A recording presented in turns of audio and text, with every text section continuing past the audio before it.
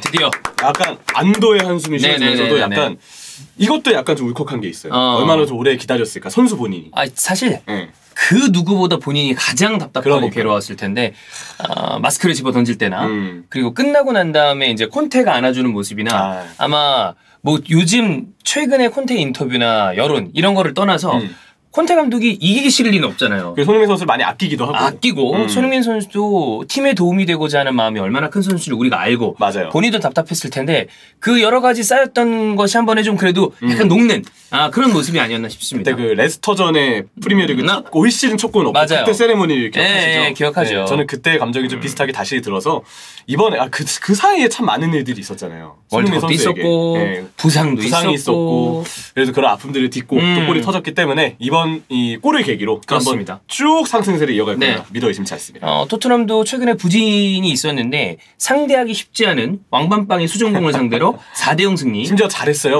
왕밤빵의 펠리스도. 맞아요. 원정 4대0 승리이기 때문에 뭐 기록적으로 봤을 때도 좋은 기록들이 좀 나왔거든요. 일단 우리가 주목해 볼 만한 부분은 페리시치라는 선수와 손흥민 선수의 어떤 궁합적인 부분은 우리나라뿐만이 아니라 영국에서도 그런 이야기들이 좀 나왔었단 말이에요. 패스맨만 쭉 보더라도 약간 느낌이 그냥 일자로 쭉 서 있다거나 지지난 경기였죠. 그쵸. 그런 경기들 나왔었는데 오늘 경기에서는 비교적 우리가 생각하는 일반적인 3-4-3 형태의 패스맵이 나왔습니다. 맞아요. 패스맵이 딱 처음 보는 것만 보더라도 와 토트넘 경기에서 굉장히 오랜만에 보는 패스맵이다라고 느낌을 받으실 거예요. 트라이앵글이 좀 이쁘게 그려지고 있고 페리시치와 손흥민의 동선 분배에 대한 문제점은 결국 그 부분이죠.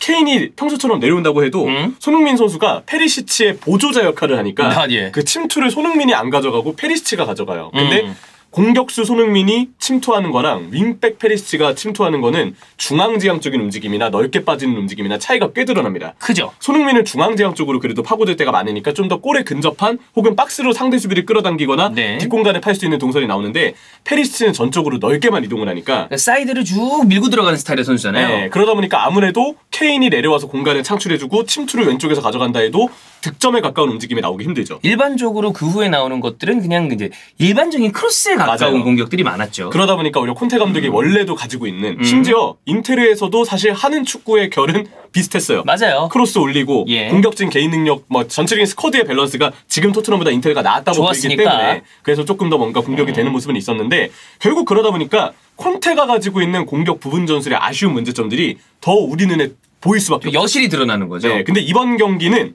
이 패스맨만 보더라도 그 전체적인 경기에서 페리시치가 왼쪽 라인에서 전진하는 걸 비교적 자제하는 모습을 보여줬습니다. 그러면서 케인이 내려왔을 때 오히려 호응해주는 뒷공간에 파고드는 움직임을 손흥민 선수가 가져갔고 그래서 손흥민 선수가 가져갈 때 침투를 가져갈 때 겹치는 움직임이 다행히 나오지 않았고 또 페리시치가 올라간다고 손흥민이 뒤를 받쳐주는 굉장히 묘한 그림도 나오지 않았습니다. 그리고 손흥민 선수에게 아래쪽에서의 연결고리 역할이나 아니면 윙백을 보조해주는 역할보다는 역시 본인이 직접 박스 쪽으로 골문 쪽으로 침투하는 움직임을 가져갈 때 비로소 조금 더 장점이 나온다는 걸 확인할 수 있는 경기지 않았나 싶어요. 최근에 어느 한쪽에 비교적 덜 치우친 그래도 객관적으로 최근에 토트넘과 손흥민 선수에 대한 상황을 분석하려고 하는 글들이 뭐 스카이 스포츠라거나 이런 뭐 애슬레틱이라거나 이런 것이 좀 나왔어요. 근데 거기에서도 손흥민 개인의 폼이 약간 아쉬운 부분, 뭐 그런 부상 여파도 있을 것이고 그런 부분 이외에 전술적으로 어떤 리스크가 더 있었나라는 거를 쭉 아마 많은 축구 팬들이 보셨을 겁니다.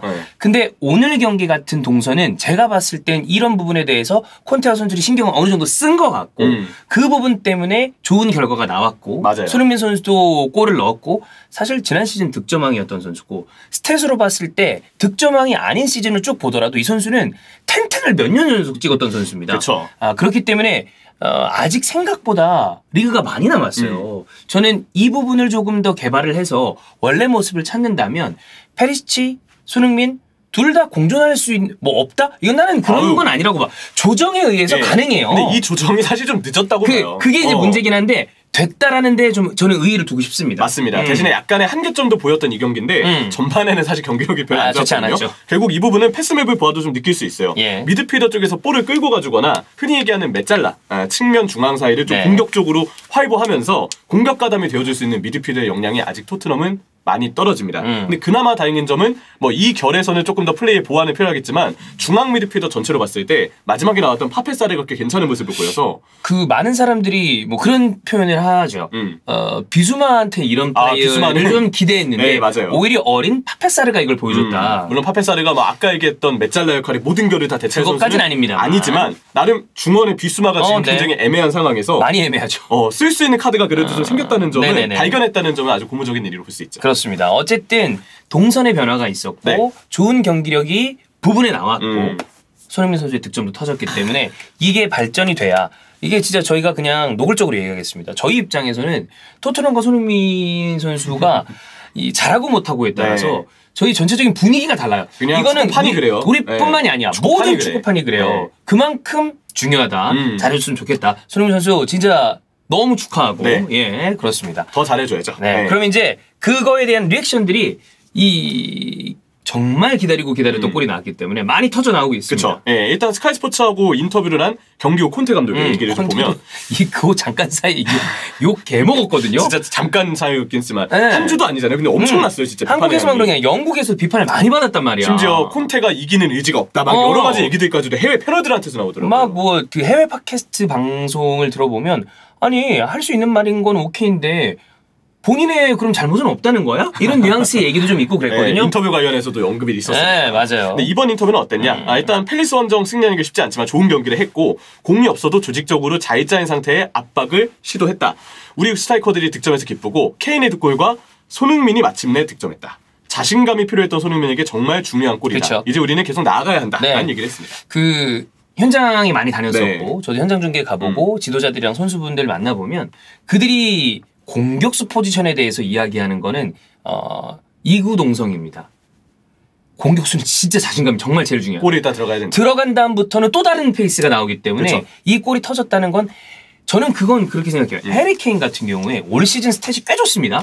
좋죠. 근데 해리 케인의 경기력만 딱 놓고 보면 이전 시즌이 더 좋지 않나라는 상황들이 있어요. 왜냐하면 경합을 뭔가 버텨내는 경기들이 이전에는 100% 거의 다 그걸 다 이겨냈다면 이번 시즌은 종종 그게 안 되는 경기들이 그렇죠. 있었어요. 하세베한테 지워진 경기도 그때 경합을 의외로 케인이 좀 못 이겨내는 장면들이 있었거든요. 그러니까 케인의 스탯이 나쁘다는 거 아니에요. 골은 여전히 거의 캐리했다 싶을 정도로 많이 넣고 있는데 경기력적인 부분은 저는 케인의 100%는 좀 덜 나오고 있다라고 봅니다. 근데 이번 경기에서는 케인도 멀티골 터졌고 손흥민도 골 터졌고 이번 경기 보면 케인은 진짜 팀 그 자체예요. 압도적인 선수입니다. 네, 그냥 내려와서 수비 끌어주는 움직임을 그럼요. 거의 유일하게 가져가는 선수이기 때문에 사실 그래서 손흥민 선수도 호응을 할 수 있는 거고 케인이 진짜 본체인 거는 맞아요. 네, 그러니까 어쩌면 지난 시즌 득점왕할 때도 케인의 본체적인 역할, 그다음에 압도적인 스코어링을 보여준 손흥민 이게 이제 딱 합에 맞은 거죠. 스쿼드에서 독보적이면서도 리그에서도 이런 유형의 선수 찾기가 참 힘들고요. 골에 나온 손흥민 선수 인터뷰를 봐야죠. 때마침 득점했고 놀라운 기분이었다. 내가 한 것보다 팀이 내게 더 많은 것을 해주길 바랄 텐데 그러지 못해 솔직히 미안했다. 오늘이 터닝포인트가 되기를 바란다. 자신감을 되찾고 계속해서 나는 팀을 도울 것이다. 라는 얘기를 했습니다. 요 팀이 내게 더 많은 것을 해주길 바란다라는 건 그거죠. 네. 본인이 해야 될 역할을 나도 알고 있고 팀원들도 나한테 기대를 많이 하고 있는데 내가 더 부응하겠다. 저는 뭐 손흥민 선수 인터뷰는 한 살 한 살 먹으면 먹을 때마다 정말 더 성숙한 느낌을 낸다라고 생각합니다. 맞아요. 네. 어떻게 보면은 그동안 팀을 위해서 더 해주고 싶은데 뭔가 안 됐던 여러 것에 대한 가지가. 부담도 좀 아마 크지 그쵸. 않았을까에 대한 느낌도 들었던 인터뷰였고요.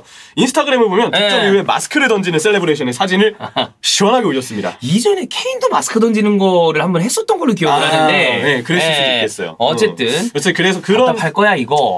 얼마나 본인이 답답해. 얼마나 크겠어요. 그럼요. 근데 그걸 안고도 어쨌든 득점을 했고 셀레브레이션 하는 사진을 올리면서 새해 인사를 전하는 게시글도 기재해줬습니다. 새해 인사를 득점과 함께 할 수 있는 게 얼마나 다행입니까? 그러네요, 진짜. 네, 그렇잖아. 새해 2023년 출발이 좋은 또 손흥민 선수라고 우리가 얘기할 수 있겠고요. 지난 시즌도 후반기 페이스가 진짜 좋아서 맞아요. 1년 전 이맘때만 해도 살라하고 차이가 너무 커서 그치. 그냥 솔직히 득점왕 한 상위권 순위만 가도 우린 만족한다는 정리 느낌이었는데 작년 요맘때 살라가 살짝 하향 곡선이었는데 손흥민이 이렇게 치고 갔거든. 이때부터 네이션스컵에 갔거든요. 맞아. 2월까지 갔었죠. 이 여파가 그러면서 쭉 떨어지고 손흥민이 확 올라오면서 그 페이스 보여줬잖아요. 모릅니다. 몰라요, 진짜. 이게 무슨 득점왕이다. 야, 득점왕 홀란드예요. 그거는 가져가세요. 알아서 하시고. 알아서 하시고. 예, 그 아저씨는 이제 한 40골 넣을 것 같으니까. 손흥민 선수 원래 기본 스탯이 2자릿대 골입니다. 나는 이거는 아직 후반기 가지도 않았어요. 맞아요. 가능하다. 충분히 가능하다. 리그 일정 아직 절반 이상 남았고요. 그럼. 그리고 손흥민 선수가 한 번 터질 때 쭉 터지는 그 기간이 있어요. 한두 달씩 막 넣는단 말이야. 몇 시즌 그래왔기 때문에 그 부분에서의 페이스를 찾는 것이 역시 오는 것이 중요하다. 그게 됐으면 좋겠다. 진짜 바라는 거죠. 진짜. 아무튼 2023년 출발이 좋은 손흥민 선수고요.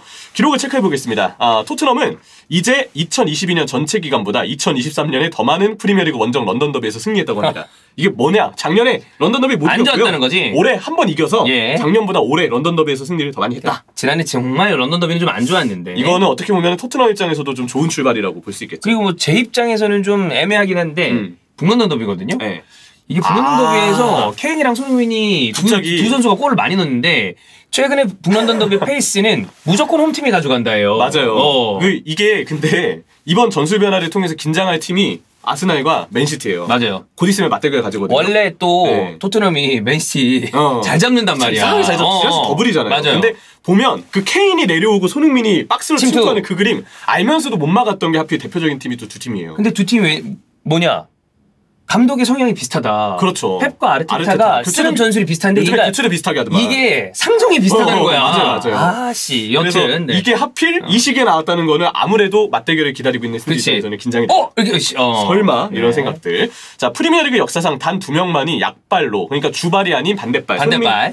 약발로 40골 이상 득점을 했는데 이게 케인과 손흥민이 모두 해당이 된다고 합니다. 아이코닉 뭐 이렇게도 불린다고 하죠. 손흥민 선수한테 이제 많은 선수들이 얘기한다고 그러잖아요. 너 오른발잡이 아니야.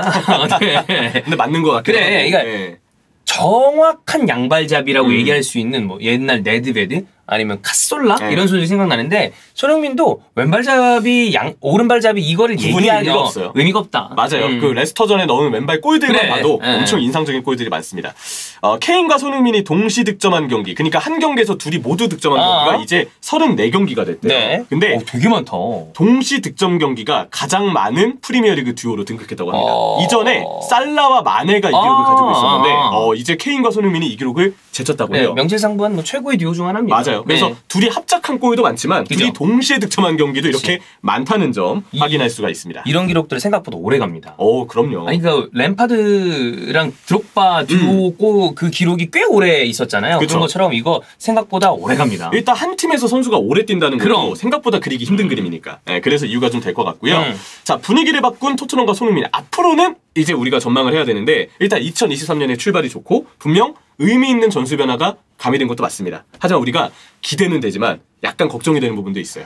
뭐 전반전의 경기 내용이라거나 아니면 이 한 경기 이후에 쭉 이게 갈 것인가도 우리가 생각을 해봐야 되고. 맞아요. 결국 우리가 모든 걸 짚어야 되잖아요. 좋은 점도 있지만 우려해야 될 점도 있습니다. 일단 아까 얘기했던 미드필더 쪽의 문제는 아마 스쿼드의 변화가 분명 대두가 돼야 될 것이고. 왜냐하면 이게 영입이 되지 않는 이상 해결되는 문제가 아니에요. 이거 그냥 미드필더들의 성향과 어떤 구성의 문제라고 보이기 때문에 또 하나의 어떤 걱정거리는 그거예요. 이번에 골 들어가는 장면들을 보면 해리케인 골 넣을 때 움직임 가져갈 때 그 상대 미드필더 제프리 슐럽이 진짜 거의 집중 안 하고 있다가 케인 놓치고 실점을 하면서 펠리스가 먼저 리드를 끌려 다녔습니다.